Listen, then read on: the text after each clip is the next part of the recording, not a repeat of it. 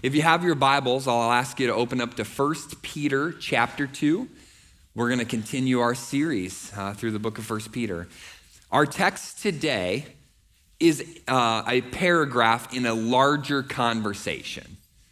And as we have discussed, Christ's call to all believers is to live lives of humble submission. It's kind of how we summarized what we've talked about the last several weeks. To live lives of humble submission. And humble submission to God and to those he puts over us. Last couple weeks we've been talking about government and our role there. And today we'll look at the roles of servants and masters. And I want you to hear this, church. No Christ follower is exempt from that command. To live lives of humble submission. God has established the world with order and an authority structure, and as his followers, we willingly submit to that structure. Whether you're a citizen, a servant, a wife, a child, a church member, we all have someone we must submit to. And that's where the text goes, just down a list of circumstances and how you would best humbly submit in that circumstance. So let's look back, before we jump into our text for today, let's look back a couple of verses to the clearest command of what our lives should look like from Peter. So these are the verses he presents to us right before he discusses the certain circumstances. And these verses summarize all the circumstances. So no matter what circumstance you fall into, this should be true of you. It's 1 Peter chapter 2, verses 11 through 12. He says this, "Beloved, I urge you as sojourners and exiles to abstain from the passions of the flesh, which wage war against your soul. Keep your conduct among the Gentiles honorable, so that when they speak against you as evildoers, they may see your good deeds and glorify God on the day of visitation." So the summary to all of us, no matter who you submit to, no matter where you fall in some order or pecking order or system, your command is to live honorable lives that represent God well. So he says in these two verses, don't allow your fleshly passions to dictate how you live. So we can't just allow what we want, our passions, our desires. We can't let that just dictate everything. We've got to be willing to submit to God and allow our lives to live, to be characterized as this word, honorable. That's what's most important, honorable. Are the decisions you made this past week honorable? How you lived? Would your coworkers, would your boss, would your spouse, would your neighbors, would they define the way you lived last week as honorable? Or would they say fleshly passions? That's kind of what he's asking in these two verses. Which way did you live this week? To fulfill your fleshly passions, or were they honorable? And then he defines honorable a little bit more. He says an honorable lifestyle would be filled with good deeds. It would be criticism proof, so then when they try to speak evil against you, they can't find anything. And that the way you lived would create amazement for God. So how you live would somehow create a conversation about someone more important than you. Like, man, how were you able to do that? How did you live that way? Why were you able to live according to those? Man, you must believe in God. You must be a God follower, right? However we live, it would be categorized as honorable, filled with good deeds, criticism proof, and would somehow create amazement for God. How'd you do this past week, church? How did you live? How did you conduct yourself? Maybe a moment of self-reflection. Was your life honorable this week, or was it fleshly passions? It's kind of what he's going to talk about as we go into our text today, when he's specifically speaking about the role of servants and masters. Our paragraph this week is specifically discussing a role, one role. But before we look at this specifics about this relationship between servants and masters, let's make sure we're all on the same page when it comes to some possibilities of misunderstanding. This is a tricky text. It brings up a lot of hot button issues, hot topics that could possibly come up. Whenever the Bible addresses certain topics, you could find a million blog posts that just criticize the Bible for some things. So I just want to bring them up, address them, so that we not only know what Peter thinks of these topics, but the Bible as a whole. So we'll look at just the entirety of the scriptures and see how do we see these topics addressed. So the hot button topics that usually come up in a text like this are these. Slavery, what does the Bible have to say about slavery? Abuse, what does the Bible say about abuse? And then rebellion. What does the Bible talk about those? Is it consistent with how we ought to live or as Christ followers? Like, what is the Old Testament? How does it address these things? So I don't have that would be an entire sermon, but I only have a few minutes to kind of walk you through these quickly. So let's say, what does the Bible have to say about slavery? Please know that Peter, the apostles, the New Testament teaching, Jesus, and the entirety of the Bible nowhere endorses slavery. It actually defines slavery as this, as stealing people and selling them as property. So taking someone, calling them property, selling them to someone, and then puts it into two categories. So there's the individual who sells a slave, and there's the individual who owns a slave. And both of those individuals are called out in Exodus chapter 21, verse 16. It says this, "Whoever steals a man and sells him, and anyone found in possession of him shall be put to death." So therefore, the scriptures do not condone slavery. So what you see in this text when it refers to servants, it's describing a current situation, something that is in existence. It's not endorsing it, it's not condoning it, it's not telling us to go get servants or slaves, it's just describing a situation. It's really interesting as I was studying it. If you have the ESV, it uses the word servant. And the Greek word for this servant is a very specific type of servant, which I think is interesting. It's considered to be a household servant. And this is a specific type of servant. It's a servant who lives in the same house with their master, probably whose duties are primarily restricted to the household. So they live in the home with the master, and their responsibilities are mainly inside. And then if you do a little bit more digging, you can kind of see how that individual got to that position. And it could have been multiple ways, but through war, maybe they lost rights to their own property and had to find a property somewhere else or a place to live. It could have been through poverty. They lost everything. They no longer had the means to take care of their life or their possessions, and they fell into a position where being a servant was better than nothing. Or they could have been born into slavery. So their parents were slaves or servants, and they just kind of continued to go with that position. So although this situation wouldn't have been ideal for anybody, in most cases, it wasn't as bad as it could be. This is the specific example that Peter's using. He's discussing the role of a household servant. Many of these servants were treated well. They could earn money, or they could eventually earn their freedom.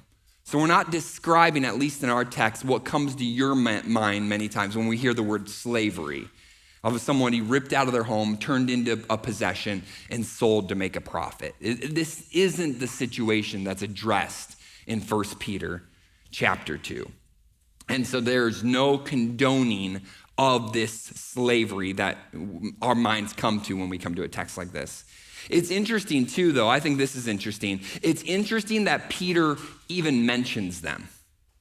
And by Peter mentioning them, he values them. I love that.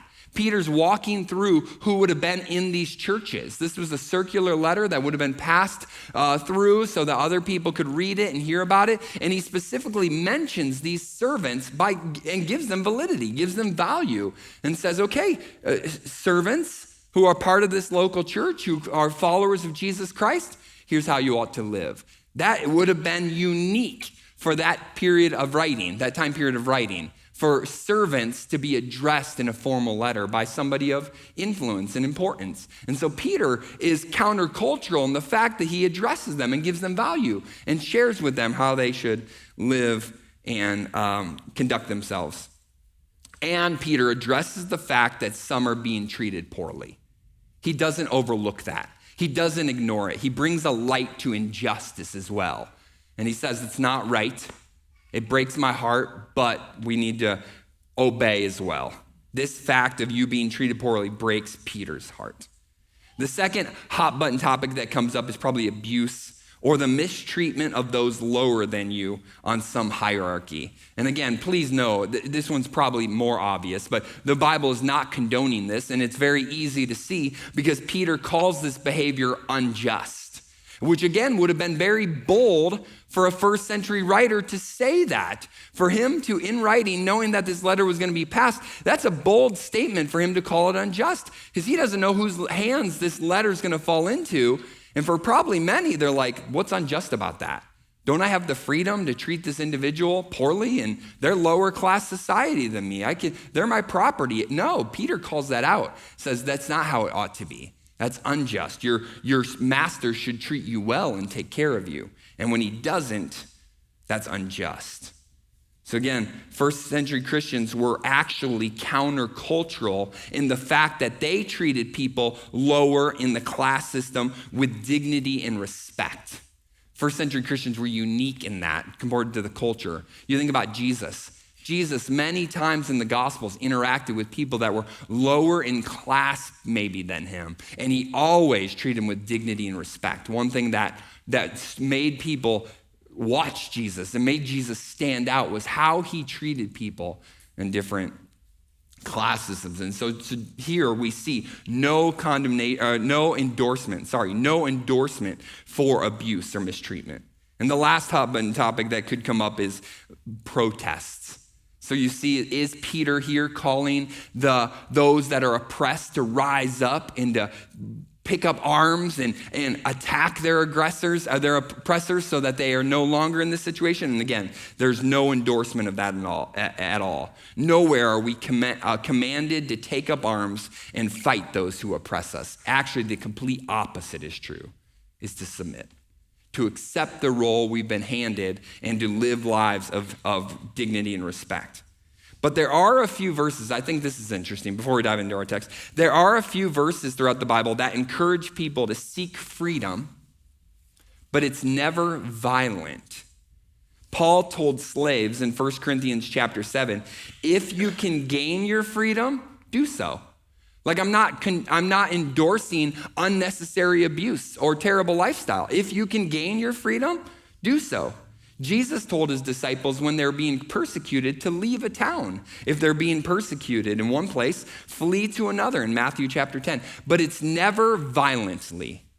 It's never, man, if somebody's beating you, beat them back. It's never, if somebody's mistreating you, you should rise up and strike them before they can strike you again. It's always this idea of humble submission, understanding where God has called you to be. And we'll look at that a little bit more.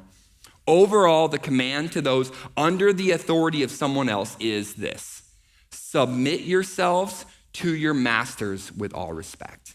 And that is a really hard command. I'm not just flippantly saying that and asking you to accept that. That's from the word of God to us. All of us should submit ourselves to our masters with all respect. Overall, our task as followers of Jesus is to represent Christ well, no matter what circumstance you are in.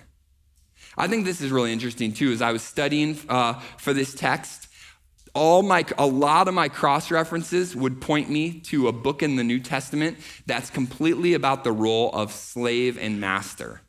If you've not recently studied the book of Philemon, I really want to encourage you this week for your devotions. Would you study the book of Philemon? There's an entire book in the New Testament dedicated to the relationship between a master and a servant. And I want to just briefly summarize it for you. Philemon is a master. He owns a slave. Again, it's not endorsed. That's not propped up as honorable, but that's the situation. Philemon is a slave owner, and the slave is Onesimus.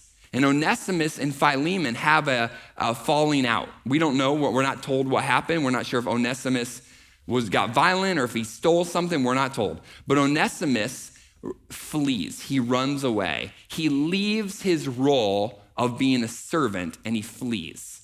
And so he finds Peter, who's in a prison writing, and he gets he meets Paul. And Paul's writing in a prison, and he asks Paul for advice. And in a summary statement, here's how it goes. Paul tells Onesimus to go back. You know what you've been called to do, Onesimus? You know that God's in charge of all things, that God is sovereign over all things. Onesimus, you need to return, be obedient, humbly submit. That is unbelievably profound. And then he says to Philemon, forgive. Treat Onesimus with respect. Forgive him, love him, take care of him. And now your job is to treat him like a brother. Absolutely fascinating stuff on a more descriptive understanding of the role between servant and master. So if you're a servant, submit. Honor, respect, obey. And if you're a master, love, take care of, honor, cherish. And I think you'll see all those same ideas fleshed out in our verses today. So if you're in 1 Peter chapter 2, let's read our text. 1 Peter chapter 2, verses 18 through 21, now that you have a little bit of context. It says this, servants, be subject to your masters with all respect, not only to the good and gentle, but also to the unjust. For this is a gracious thing when mindful of God, one endures sorrows while suffering unjustly. For what credit is it if when you sin and are beaten for it, you endure? But if when you do good and suffer for it, you endure, this is a gracious thing in the sight of God. For to this you have been called, because Christ also suffered for you, leaving an example so that you might follow in his footsteps. That's our text today. And today we might have some in this room that are facing this very circumstance. It's very possible that as I read 18 to 21, you felt it internally. You're like, man, that's my situation. I feel that. I'm in this circumstance very closely. It's possible that as we read that, it did not connect with you at all. It was very possible that's like, man, that's not my circumstance. Those are usually flyover verses when I'm doing my Bible reading. I don't know how to relate to that. Well, if you today find yourself in that circumstance, my desire is that today's sermon would be an encouragement for you to endure. That's what you'll see is the end result of this. Endure the circumstances you're in, and we'll see the power in order to do that. And today, if you're like, I don't find myself in that circumstance at all. My life's fairly good. My life's pretty easy. I'm doing all right. I don't have any great oppression in my life. My call to you today is I hope that today's sermon would be a way to prepare you. Because there's no guarantee that your life will stay as it is. It's very possible that this circumstance could be your reality soon. And so my hope is that you will prepare your mind, your thoughts, your actions, and your character for if this circumstance ever does become your reality. Allow this to prepare you for what could be the future. So today our title is Christ's Call to Suffer. And even that title should make you shake a little bit. Christ's call to suffer. We're going to see that is part of it. And what we will see also is that in order to suffer well, it requires we embrace the mindset of Christ. Look at verse 19. Verse 19 is so amazing. It says this, for this is a gracious thing when mindful of God. Peter points everything back to this entire ability to endure, to the mind being mindful of God. For keeping God front and center of your thoughts and your actions, meditating on God, understanding who he is when you're mindful of God. So today our outline will be 3 mindsets we must embrace in order to represent Christ well. We're going to look at 3 mindsets today that we need in order to represent Christ well, to live for him. How we as servants of Jesus Christ must think and therefore act. So if you find yourself in this category of people, how should you respond? Number one, the first mindset is respectful submission. That's what the command is in verse 18. The first thing we hear is the main command is to submit with respect. So we can't ignore that. Your role, your responsibility is to submit with respect. The word submit means to come underneath. It means to support. It means to do what they say, accept your position. You understand your role, you understand their role, and you accept it. You come underneath and you support them. The word respect is really interesting. Typically, I think when you and I think of the word respect, we think of the word admire. You'll say this sometimes, man, I really respect him or her. I really respect them. What you're really saying is I admire them. I want to become like them. I want to emulate them. That's not the word in our text. The word in our text, respect, means to revere, fear, and to be in awe of. So what he's not telling you to do is to love this person so much that you want to become like them, to aspire to be like them, to emulate them. He's not calling you to do that. What he is calling you to do is to respect the position, to revere the position, to fear the individual in that place, because God has put him in that place. If he were to call you to love and admire and desire to become like that individual, that would be a hopeless request, wouldn't that? You'd just be like, I can't do that. That man has no character. That man has no integrity. There's no way I desire to be like him. That's not the command to these servants in 1 Peter. It's to submit, to come underneath, and respect the position. Understand that God has put them in that place. In possible ways, we disobey this. If you're anything like me, this is how I disobey these commands. Many times we don't submit, right? We refuse to come underneath. You kind of give the acknowledgement that you're submitting. You maybe act like you're submitting, but in reality, you're disobeying. You're cheating, you're lying, you're cutting corners. Any way that you can kind of shave off what you're supposed to do, you do, because you don't want to submit. So they tell you what to do, and you're like, I fudge on that a little bit. That's not a big deal. I'm just going to kind of do whatever I want. As long as I don't get caught, they're fine. That's one way to disobey this command. And the second one is by not respecting. And I'm sure you've been in this situation. Has there ever been somebody in your life that is above you and you hate them? Maybe you do what they say because you fear them, but you hate them.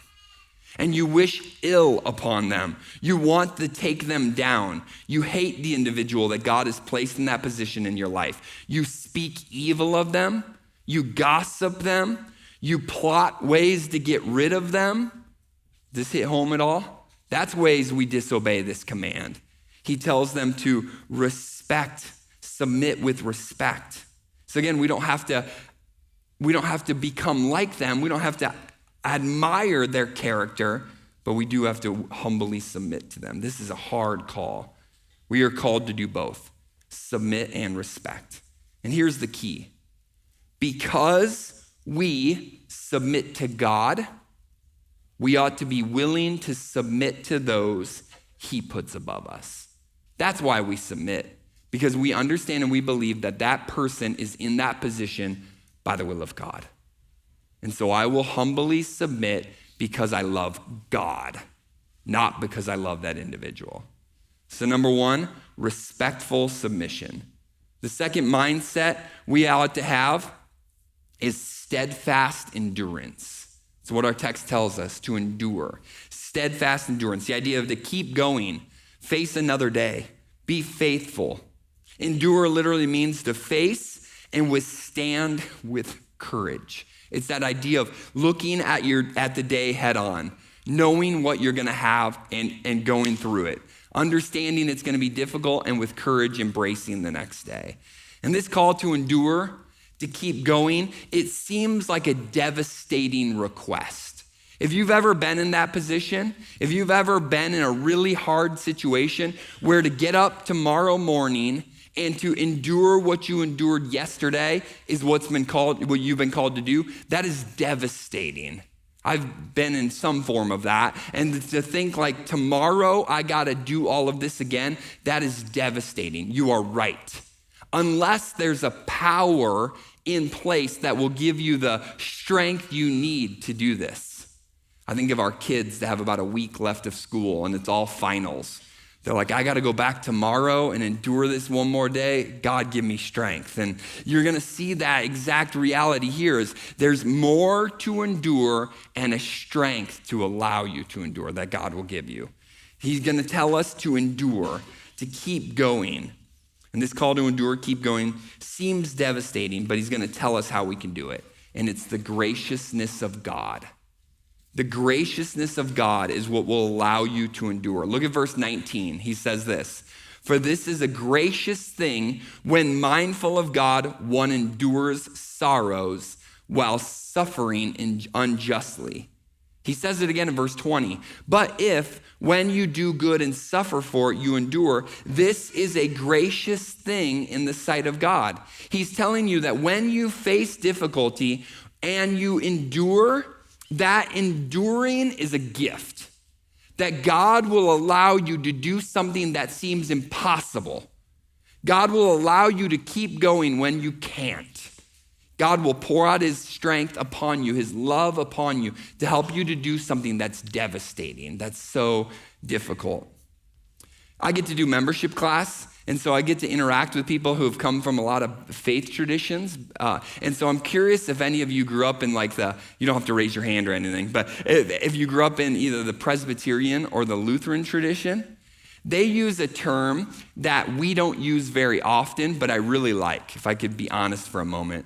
Pastor Todd calls me a closet Presbyterian. And what I think I mean by that is I admire a lot of the Presbyterians. They use this phrase called a means of grace. Have you ever heard that before? A means of grace. Some Christian traditions refer to baptism and communion as a means of grace. It's a moment where you experience the love and kindness of God. Peter here refers to this illustration as a means of grace similar to baptism and communion. Just that baptism and communion is this amazing moment where some of our faith traditions say that it's at your baptism where God pours out grace upon you, or you feel his grace, or you experience his grace. Same with communion. When you take these elements, you feel the grace of God, you experience the grace of God. There's an outpouring of his grace upon you. Peter says that same thing happens when you endure. That same outpouring of God's grace is happening when you suffer unjustly. When you do good, you're mistreated and you have to endure. That endurance is a gracious thing from God. He pours out his love upon you in that moment in order to give you the ability to do something you can't do. Isn't that incredible? That's absolutely amazing. That moment when you endure while suffering unjustly. In that moment, God will allow you to experience his love and kindness. That moment, which ought to be a terrible trauma-creating moment, that suffering, that injustice, it won't be. But rather, that very moment will be a grace-filled, kind, loving moment where you experience the goodness of God. Amazing that in your worst earthly experience, it could actually be a God-glorifying moment. That's what he tells us is true about this injustice, this suffering. You could actually experience the love of God. Another book recommendation I want to give you is Fox's Book of Martyrs. I don't know if you've ever read this, but it's literally a big book that tells the story of Christians who were killed for their faith. And it's story after story about people who loved God and were willing to die for their faith in Jesus. And it's profound because a lot of the stories end with this person being tortured and going through a terrible experience, terrible pain. But in that very moment, they're experiencing joy. They're stories of Christians, our brothers and sisters, who are burned at the stake while singing hymns. while praying to God. How are they able to do that? The grace of God. Think of the stoning of Stephen. Stephen is having rocks thrown at his head, and he says, Father, forgive them. How is Stephen able to keep his head? How is he able to remain calm? It's in that terrible moment the grace of God is being poured out upon him. That's how you can endure. Because God will give you what you need to be sustained, to continue on. Peter is saying that this isn't an impossible request to endure. Because God will give you the ability to endure. It isn't something that is all up to you to produce. So you can wake up tomorrow and face another difficult day if you believe that God is gracious to you and he loves you and he wants your best. The third mindset is willful acceptance of your calling. Look at verse 21. Verse 21, he says this, for this you have been called. And what does he mean by that? To endure mistreatment. You've been called to this. Being a Christian is not easy. You've never been told that. No one ever promised you, just become a Christian, all your problems will go away. No, actually the opposite is true. For to this you have been called. To be a Christian means mistreatment. It will happen. And then he says later in verse 21, so that you might follow in his steps. Understand this. Have this be your mindset, that you have to willfully accept your position, what God has called you to do. For to this you have been called so that you might follow in his steps. Church, my challenge to you today is to accept the role God has assigned you. It's interesting, Peter and Paul both say things like this. Peter and Paul both believed that your circumstance in life was not a result of choices you made, but rather it was a providential assignment. Isn't that interesting? Many times we look at our life, we think of the circumstances we're in, and we can kind of trace it back. Well, if I wouldn't have done this, if I wouldn't have done this, if I wouldn't have done this, then I wouldn't be facing this. But Peter and Paul both say, maybe you should view your current circumstances as a providential assignment from God. And therefore, in your assignment, represent Jesus well. He's placed you around certain people who need to see the goodness of God, the character of God. So you can accept that and do that for his honor and glory. All right, with this list up here, I want you to do a moment of self-reflection. I wonder which of these three mindsets is the most difficult for you. Again, I don't know your current circumstances, but typically one of these three is a weakness. We're just not great at submitting. It's just kind of who we are. Which one of these three is your greatest weakness? Maybe it's number one. I can't and I won't respect the person in the position over me. I can't, I won't. They're a jerk. I hate them. I want them to die. That's who I am. Anybody who's an oppressor over me, anybody who's in a position over me, I just hate. I want to be number one. I want to be in charge. And if I'm not in charge, I'm mad. Maybe that's you. Maybe that's your weakness. Number two, I can't endure another day. Travis, I'm done. If my circumstances don't change, I'm done. I can't endure. I'm done. I'm at my wit's end. Something's got to change. I have no ability to endure another day. Sometimes we refer to those people as like a weak spirit, and that's an absolutely real thing. The third one, I can't and I won't accept my position. What God has called me to, I hate. I don't want to be this level. I don't want to have this job. I don't want to be assigned to this. I'm mad that I'm not higher. I'm mad that I don't accept the current position I'm in. I'm mad. All of us probably have one of these three areas that just is not easy for us to do. Again, I don't know your circumstance, but self-identify that and spend some time today praying and wrestling with God and say, God, help me represent you better. God, would you teach me to do these better? I want to have your mindset. I want to think of you all the time. I want to humbly submit to what you've called me to do. God, will you help me to do this one better? I'm really struggling with this. I'm not good at this. Followers of Jesus will be faithful in their social responsibilities. They will be. Remember who he's talking to. He's talking to exiles and strangers. That's who this whole book is written to. People who are outcasts, people who aren't welcomed. And he's telling them how they should endure and how they should live. Just a few biblical examples that you could study this week if you want to. The first is Paul. As you know, Paul comes to faith, and for a lot of Paul's life, it's difficult. Paul spends a lot of time in jail.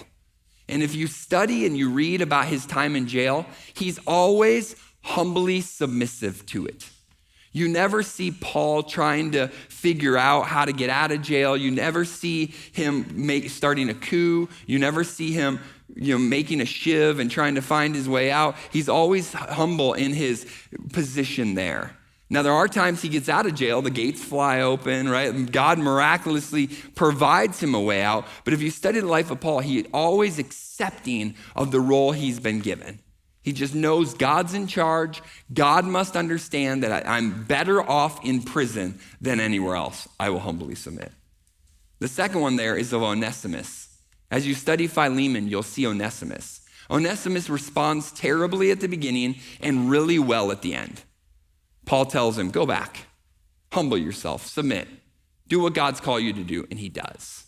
Willful submission after being reprimanded. And the third one is Jesus himself.